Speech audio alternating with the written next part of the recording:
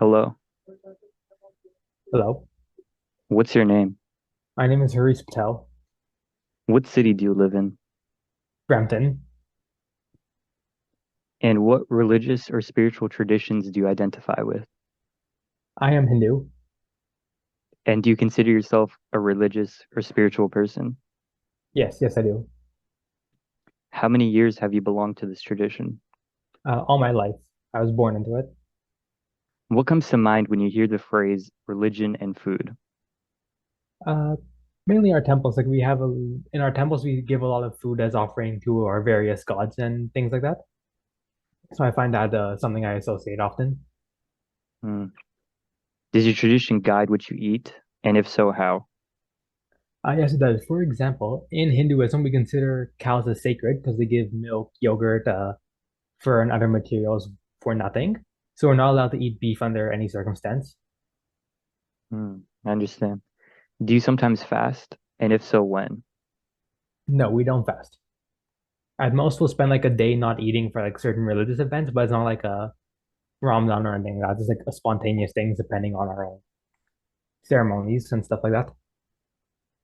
And when you do those spontaneous fasts, what do you mean by that? Does that mean like no food and drink from sunrise to sunset, no food after noon, no food? Like what is considered fasting to you?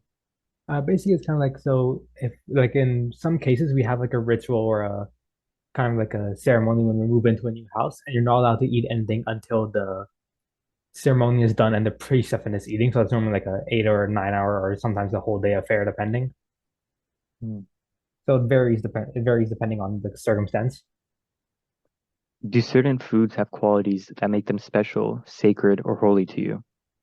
Yes, for one, yogurt is very important. We often give yogurt as like offerings to shrines and to the gods and stuff like that. We also milk is another very important food, and various sweets and traditional snacks we make in India. Hmm. You mentioned that you're not allowed to eat beef at all. Do you have any other dietary restrictions based on your tradition? Based on religion, no, but in India there are a lot of Muslims, so pork is generally avoided as well. But religiously, it's only beef. Are there certain foods that you avoid at certain times for religious or spiritual reasons? Yeah, sometimes during auspicious day, like a new moon or certain religious days, like oh, this god was born on this day, we don't eat meat at all. But those are like religious events and stuff like that. And does it matter to you on religious grounds who prepares your food and how it is prepared? Uh, in temples, often it's made in like a meat-free kitchen, and it's often made by like temple staff and workers like that. At home, if you're having a ceremony or a little ritual like that, how it works is that my family eats meat. We're not completely vegetarian, so we can't really have the no meat rule. But if we're having a priest over, then we don't cook meat for like a few days prior, just so kind of like show the sign of respect to the priest. Hmm. Are there certain foods that you prepare or eat for special religious occasions? There are, but we also eat those food outside those religious occasions. Do any examples come to your mind? Like one example is a sweet called laddu, which is like kind of like an orange ball filled with like sweet rice and other fruits like that stuff. We normally associate that with certain religious ceremonies, but other times we eat it outside. Another example is paisam, which is like a milk sweet. We often eat that during religious ceremonies, but we also eat it outside. So things like that. Are you or the local religious community you belong to involved in acts of charity that involve food? Yes, our temple often does have a food bank every now and then. That it's not like Christianity where it's like, oh, so you always come this day. We kind of like go there, and if they have the food bank available, we'll donate. It's a bit more like open in that sense where you come to the temple when you can. But if we're there and there's a food bank, yes, there we do have charity stuff. And do you pray or perform any special acts before or after a meal? Uh, what do you mean like you mean like in like do you like pray before eating and stuff like that? Yeah, do you do anything like special that counts as religious before or after a meal? No, no, we do not. Okay. Is food served at your religious community, site, or place of worship? Oftentimes, yes, especially on like a big ceremonies, like a ceremony celebrating someone who died or celebrating a new home, then yes, there's often food we eat during the ceremony and after. Who prepares the food and who serves it? If it's a ceremony happening within your home or within a place you own, like you're having it for your sake and something family related like that, then typically you would prepare the food. But actually, in most cases, you prefer prepare the food actually, because if you're going to a temple, you're preparing it for the gods and for the priests that are celebrating your ceremony. And if you're at home, you prepare it for the priests so they can have something to eat afterward and show respect to them. Does that food have any special significance for you when it's a part of a communal, right, religious activity? I mean, again, we eat that food outside of these ceremonies as well. So at times it just feels like, yeah, it's just food. But I Hmm. guess the significance is that like we're eating it on a special day, so we should try to like, treat it as something special. But if there's any like strict thing, no, it's the same food we eat normally. All right, now think back to your childhood. What religious event comes to mind when you remember having special food? Uh, Definitely Diwali is one because they make a lot of like very like good sweets at that time, and a lot of those sweets aren't made at other times. Like they can make it outside that time, just these sweets take a long time to prepare, right? So they just typically make it on like special occasions and stuff like that. But like I said before, there's no like strict guidelines saying you have to eat it then or you can't eat it then. Yeah. Understand? Yeah. What do you think is the most important thing that I should understand about the role that food plays in your religious life? Uh, for one, hmm. Actually, can you repeat the question one more time? What do you think is the most important thing that I should understand about the role that food plays in your religious life? One, it's important like spiritually and religiously. Like cows are important to us and they give us a lot, so we have to be thankful and hopefully have others respect how we treat the milk products like that.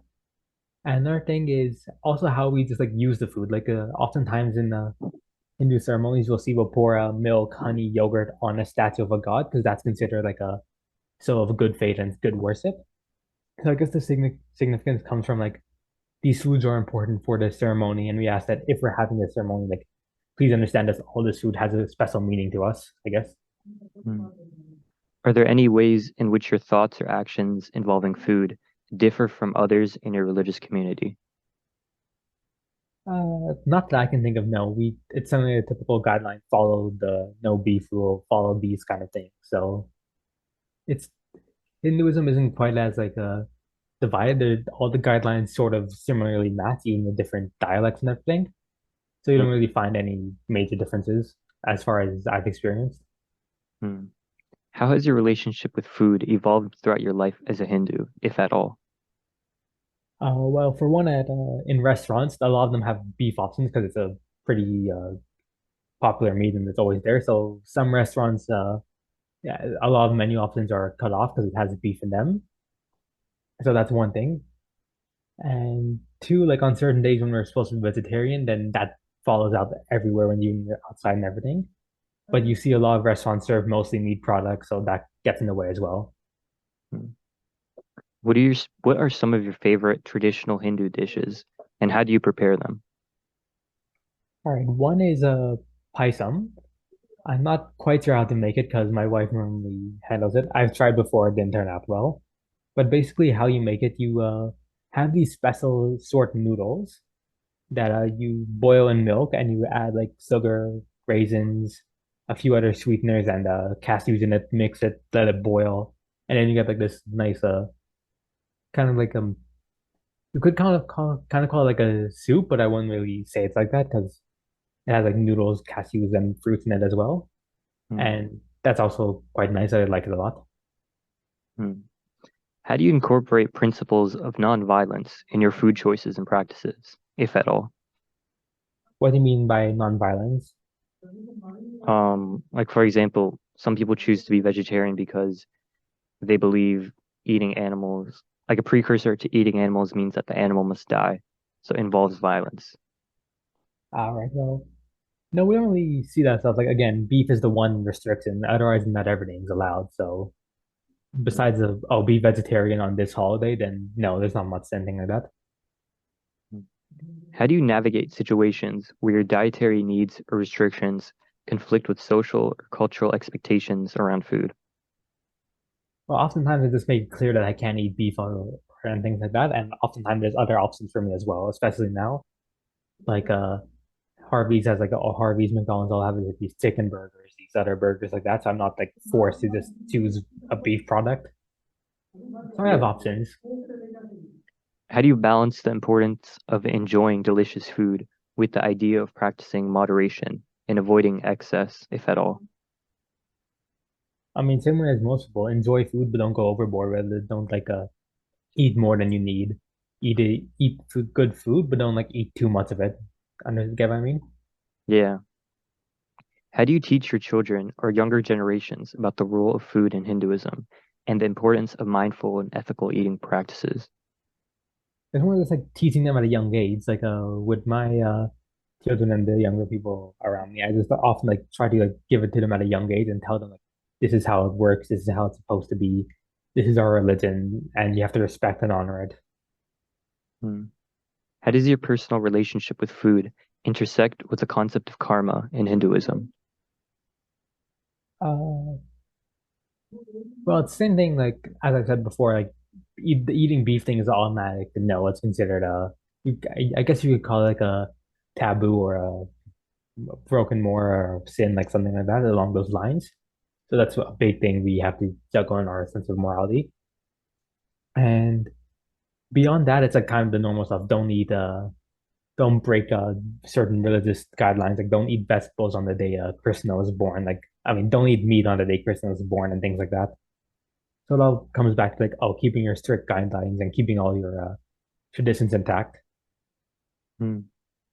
How do you incorporate principles of selfless service into your relationship with food as a Hindu? Selfless service, like doing good deeds or Yeah. well, we don't really have that kind of relationship. Like, but beyond like keeping with our guidelines, then is like you eat food because you need to, right? So good deeds and stuff like that are kind of kept separate. Like we don't really have that association that if you eat this food, you have to do a good deed to make up for it or anything like that. It's like morality and what you eat are two separate concepts unless you're regarding some sacred animal like that. Hmm. How would you approach the role of food in cultivating, in a sense, with the natural world and the cycle of life and death in Hinduism? Can you repeat the question? How do you approach the role of food in cultivating a sense of connection with the natural world and the cycle of life and death in Hinduism?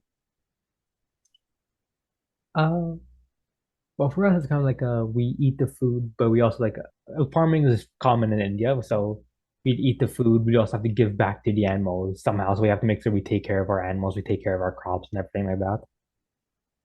So I suppose that could be related to the circle of life because we're also nourishing the animals that will one day feed us. Yeah. And another thing is what you'll find often in India, people don't slaughter their animals. Like with chickens, a lot of times people just take a few eggs but leave the chicken with most of them. So we kind of have stuff like that. It's kind of like a balance we have.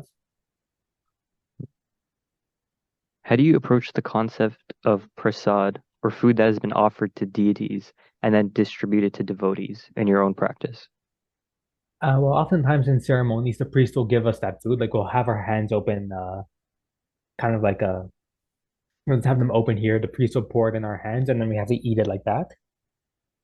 And that's how we go about doing it. But when we're doing that, it's more the food that we get from the priest is often kept with the people involved in the ceremony. So you won't have like oh, this sacrifice of food given to the god is going to everyone nearby. No, it's going to the people involved in the ceremony.